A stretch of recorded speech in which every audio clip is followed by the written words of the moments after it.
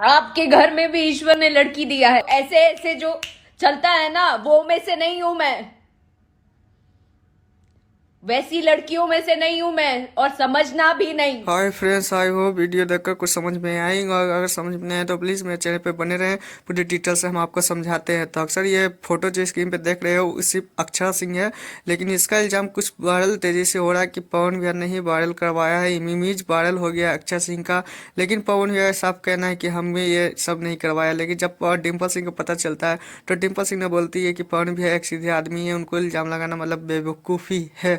लेकिन क्या बोल सकते हैं, पवन और अक्षरा सिंह के बारे में आप लोग से छुपा थोड़ी है। अक्षरा सिंह और पवन भैया एक दूसरे को लाइव आकर गाली गलौज करते हैं, लेकिन फोटो देख के तो कुछ समझ में नहीं आ रहा। लेकिन हाँ, अपना विचार कमेंट में जरूर बताइएगा कि अक्षरा सिंह का ही है। लेकिन मेरे को छानबीन करने के बाद पता चला था कि ये पवन भैया नहीं करवाए हैं, अक्षरा सिंह का भी ये फोटो नहीं है।